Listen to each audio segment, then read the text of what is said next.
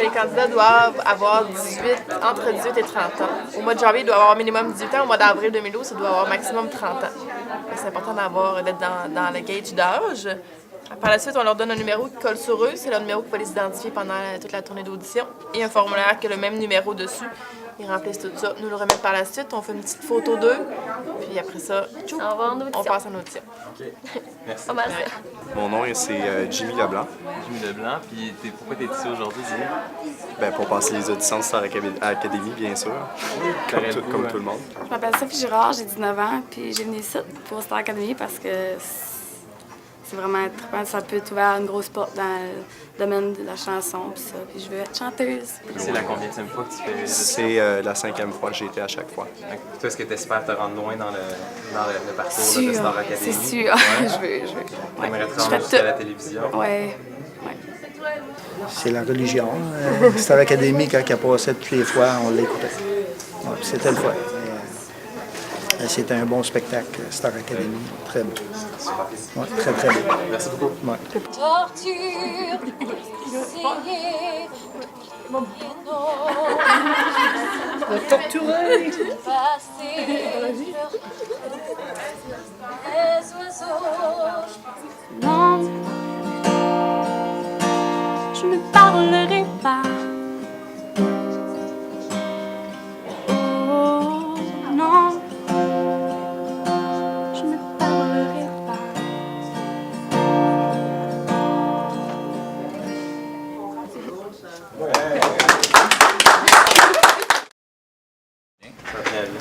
Est-ce que ça a bien été les auditions aujourd'hui? Oui, une bonne matinée. Des bons candidats. On n'a pas encore de gros coups de cœur, là, mais on attend.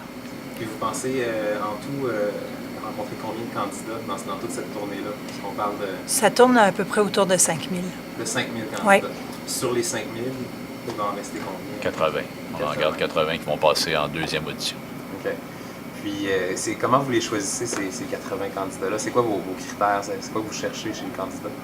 C'est sûr qu'il faut qu'ils aient quand même un certain talent vocal. On les envoie chanter avec les plus grandes stars, même les grandes stars internationales. Donc, un talent vocal est la première chose qu'on regarde. Mais c'est un tout. Il faut quand même qu'ils aient une belle personnalité, de la présence, qu'ils sachent exprimer leurs émotions, nous le faire sentir. Donc, il y a beaucoup de points. Puis c'est vraiment un tout à partir de là. Mais ça va au-delà, ce que j'ai compris aussi, c'est que ça va au-delà du talent musical, dans le sens on parle de personnalité, on parle de quelque chose pas vraiment au-delà du talent musical. Je pense que qu'est-ce qui différencie Madonna de sa choriste, c'est que Madonna a un talent musical, mais elle a aussi une personnalité puis un charisme qui font que c'est elle qui est en avant, puis que la choriste qui chante très bien aussi l'accompagne. C'est dans ce sens-là que le charisme est important, mais tout ça demeure une aventure musicale et basée sur la chanson.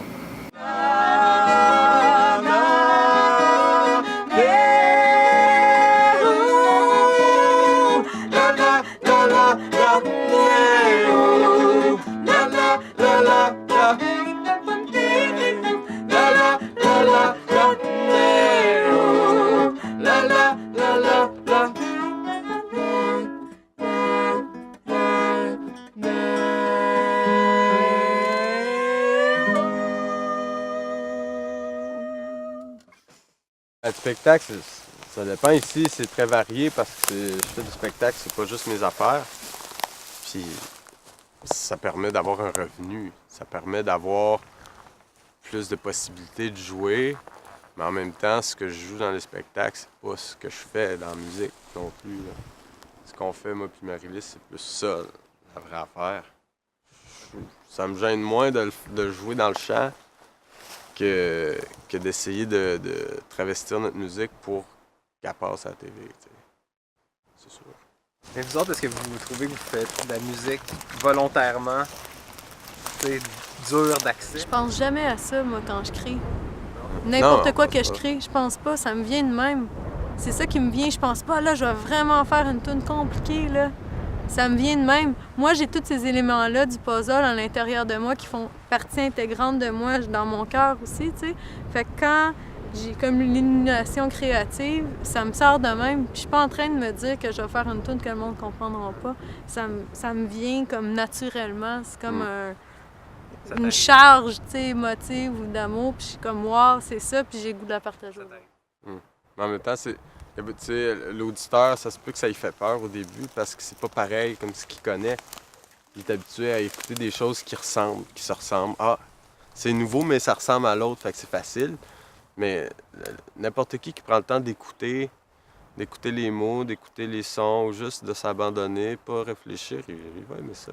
Fait que quand on est des musiciens, tu sais, qui ont un parcours académique ou qui ont tout ça, ça veut pas dire qu'on est fermé à une musique légère, tout ça, sauf que on sent que vu que les gens ils ont pas les moyens de compréhension puis que c'est pas dans la culture, ben on est comme pas dans le jeu. Autrement dit, le but c'est pas d'être plus gros puis d'être plus connu, c'est juste d'être plus vrai. Là. Ouais.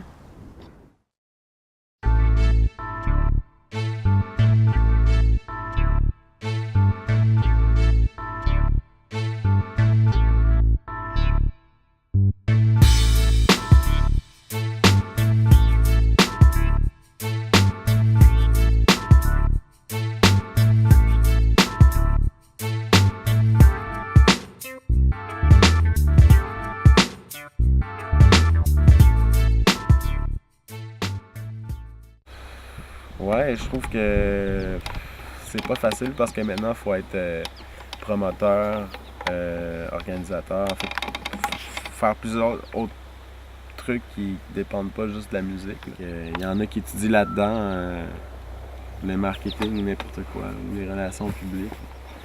Moi, je passe du temps à faire de la musique. C'est sûr que je veux m'améliorer, là, mais j'ai peut-être plus de talent en musique qu'en relation publique. Ce serait d'être menteur de dire que je fais de la musique juste pour moi. T'sais. Moi, quelqu'un qui me dit ça, je le crois pas. C'est sûr que c'est impossible parce qu'on a le goût de communiquer ce bonheur-là aux autres. Puis c'est sûr qu'en quelque part, c'est le fun d'être reconnu aussi pour qu'est-ce qu'on fait.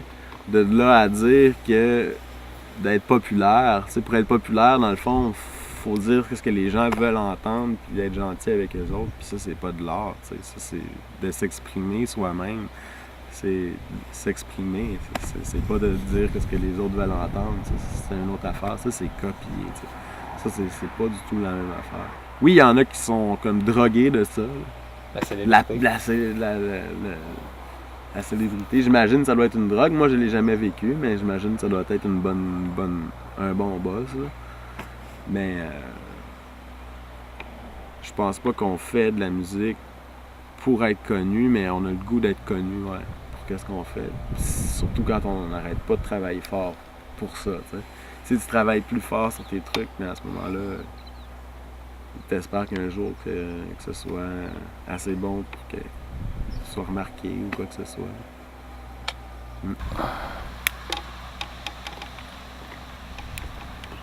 Cocoon, tu vas me voler la vedette.